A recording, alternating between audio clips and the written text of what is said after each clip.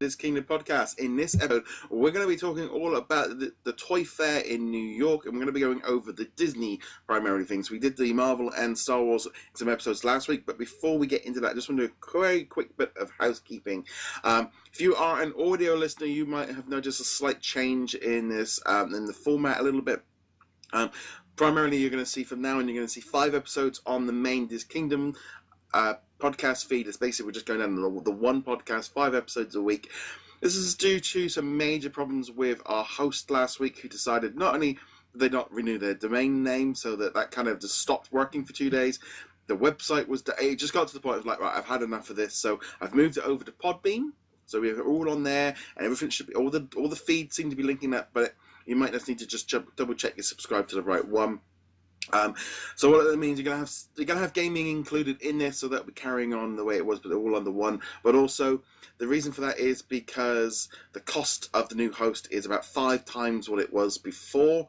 So therefore, I can't really afford to run 2 feeds at 5 times the cost. So now it's all just going to be condensed down into one nice, easy thing. And the new host looks to be a lot more better. There's massive podcasts on it. This is so it should be a lot better for our podcast listeners. But anywho, back to the story in hand, the New York Toy Fair. So, James, did anything caught your eye that you saw from all the previews and stuff that were coming out?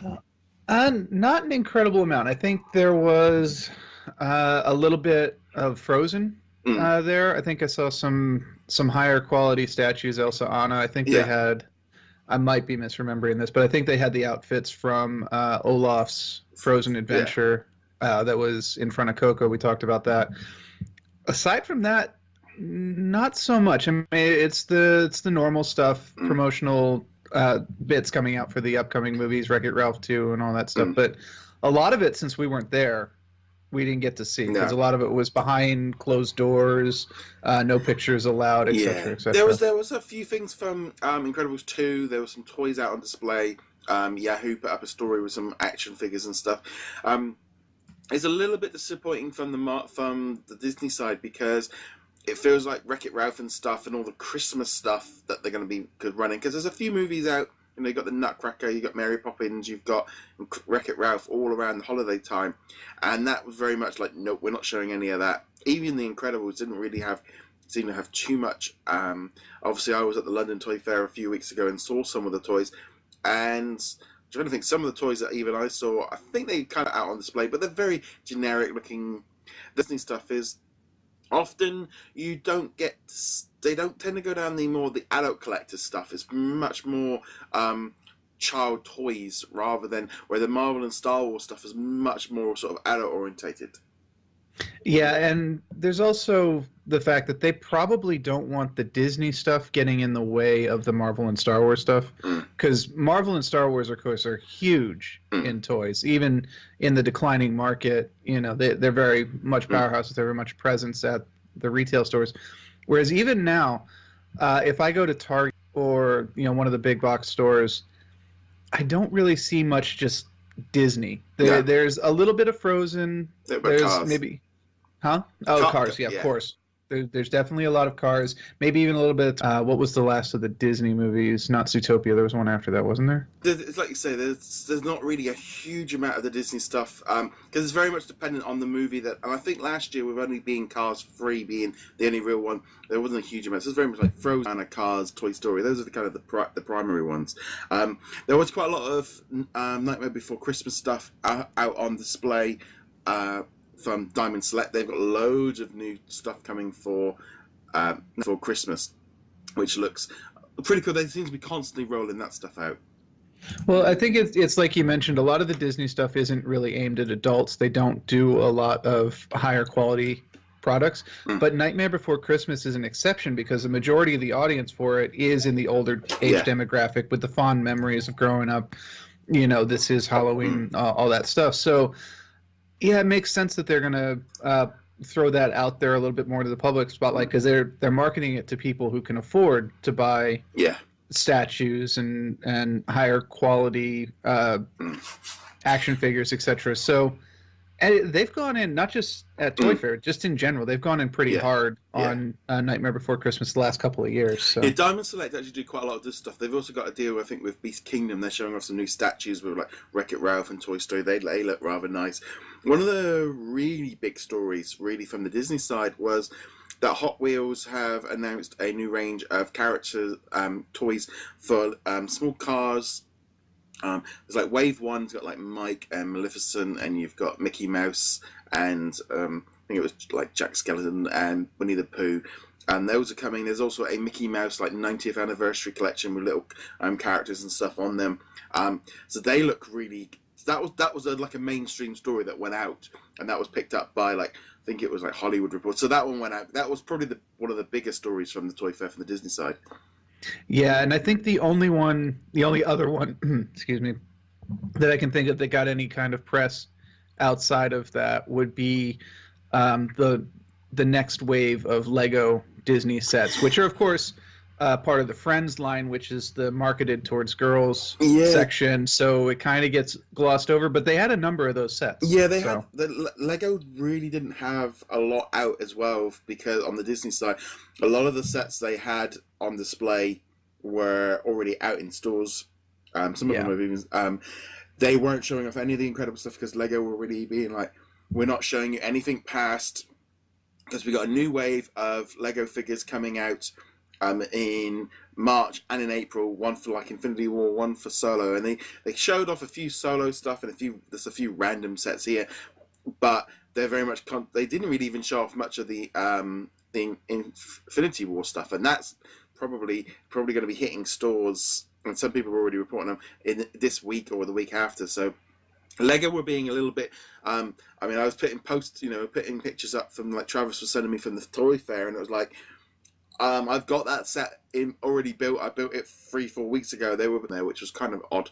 Yeah, like when we talked about it last week with the Marvel Toy Fair, and I've got right back behind me somewhere the Black Panther Talon Fighter, which was at Toy Fair, but has also been on the shelves here for more than a month. I don't know exactly how long.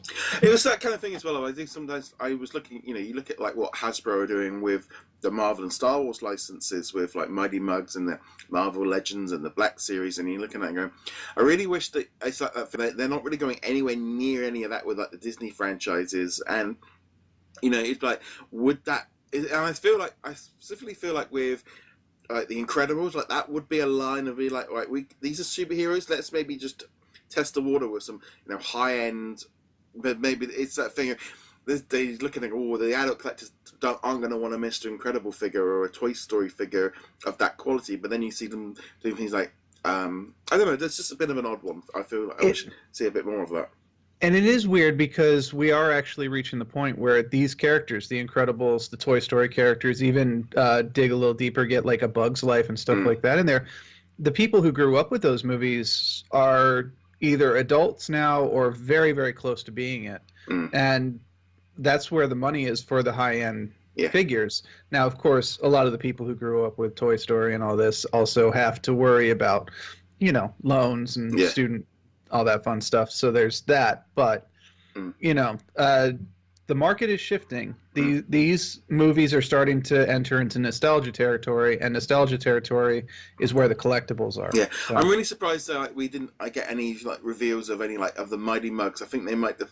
I mean, I know they got 50 coming out this year for Star Wars and Marvel. It would have been cool to kind of see some variants. Hopefully we'll see some variants coming for that for Incredibles or something. But who knows on them? So there's a few other things like that. Obviously, Funko was showing off lots of stuff. You had Wrinkle of Time. Had some new pop vinyls. There's a few Kingdom Hearts stuff. There's some Winnie the Pooh, Dorbs coming. And again, they weren't showing off Incredibles, Wreck-It Ralph, or any. So it was very much kind of like what's coming out in the next couple of months ways, really. Yeah, and not to loop it back to Lego so quickly, but that reminds me. The one area we have seen Disney figures in the past on the Lego side have been the Brickheads, and they didn't have any for Disney that I'm aware of, but they do have Disney characters like Beauty and the Beast were part of the launch items and whatnot. So even though there weren't any at Toy Fair, it would not surprise me if we saw more Disney brickheads popping up. Sorry, Funko reminded me of that. So yeah, I hope so, because we got a few the other night, and I got a few reviews going out this week for some. I mean, we could have the Infinity War ones literally dropping onto Lego Store like the end of the week or the next week. Yeah, I mean, it's like, I think the trouble is Disney are a little bit. They hold back sometimes on new franchises like Wrinkle of Time. You know, they don't want to get stuck with a load of infantry of stuff that. But then at the same time, if it is a big success, it's like Wrinkle of Time is kind of coming up, and you'd be like, well, are you guys kind of going in on this, or are you just a little bit like, we're gonna kind of toy with it, but you know, we're gonna put out a few little items here and there. You know, we've got some dolls, we've got a couple of pops, but we're not going all in, just in case you guys don't like it. But it did felt a little bit. There wasn't a major amount coming out there that kind of got me. Other than the Hot Wheels was actually the one of like, I quite like them. It's just trying to find Hot Wheels is the trouble.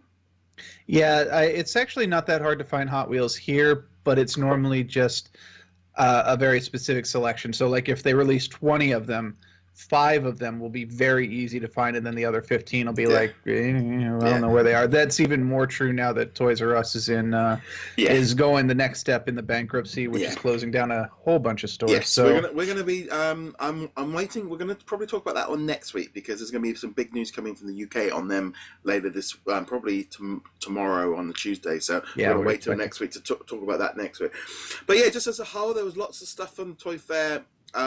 But there wasn't anything that really jumped out at me as being amazing. But then it just literally felt like they're going, we're going to tease a few incredible stuff, but we're not really going to show you this stuff until it's probably April before they really want to, because usually they work about 4 to 6 weeks beforehand when they start revealing all the toys and getting them out on the shelves. Because, I mean, even as Hasbro found out, if you go too early and put it out there, people get a bit like, whatever. Oh, I forgot to mention DuckTales. DuckTales, of course. There was some merchandise on display where no pictures were allowed to be taken, but there was one on. I did see one on Twitter last night, and this new stuff does look like this is going to be. It looks like it's a very good line, and it looks very different.